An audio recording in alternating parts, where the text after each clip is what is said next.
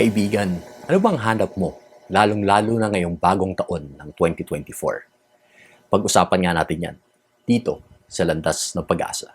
Ako po si Alvin Fabella, at ngayong araw na ito, tayo magnilay sa Aklat ni Marcos, chapter 1, verses 7 to 11.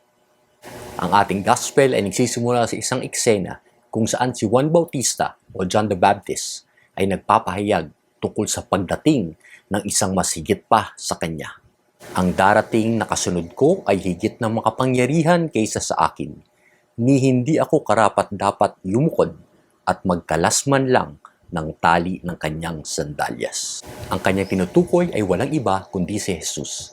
Si Jesus ay pumunta sa kanya sa ilog ng Jordan upang siya'y mabinyagan ni Juan.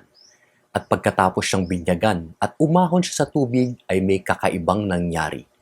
Bumukas ang langit, bumaba ang banal na Espiritu Santo sa hugis ng isang kalapati at nagsalita ang Diyos Ama, "Ikaw ang minamahal kong anak, lubos kitang kinalulugdan." Kaibigan, ano bang hanap mo ngayong bagong taon na ito? Real talk lang tayo.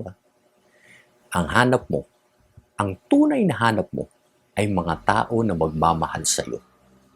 Pagkat yan ang ating disenyo, yan ang ating nature.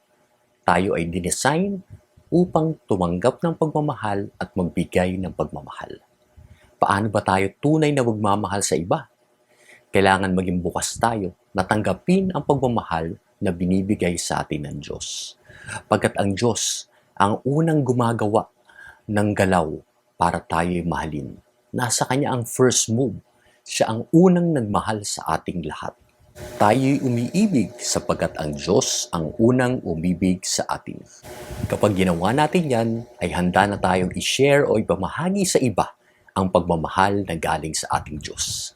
Mabilis na nating masusundan ang utos ni Jesus sa atin sa Mateo 22. Ibigin mo ang Panginoon mong Diyos ng buong puso mo, buong kaluluwa mo, at buong pag-iisip mo.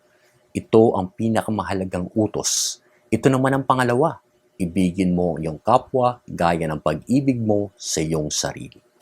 Ang sabi ng Diyos Ama sa ating ebanghelyo ngayong araw na ito ay, "Ikaw ang minamahal kong anak, lubos kitang kinalulugdan." At ang mga salita na yan ay sinasabi din niya sa iyo ngayong araw na ito. Kaya simula ngayong araw na ito, pagnilayan mo ang mga tanong na ito. Sino bang mga taong nagmamahal sa iyo?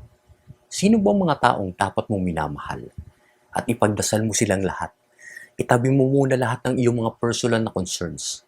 Unahin mong pagdasal ang mga taong ito, yung mga nagmamahal sa iyo at yung mga dapat mong manghalin. Tularan natin si Jesus na laging handang magmahal sa lahat ng tao. Na-bless ka ba ng pagninilay na ito? Paki-like mo naman at paki-share mo sa mga kaibigan mo. Itag mo yung mga pangalan nila sa comment section sa baba. Tulungan mo kaming bumigay ng pag-asa sa mas maraming tao. God bless your week!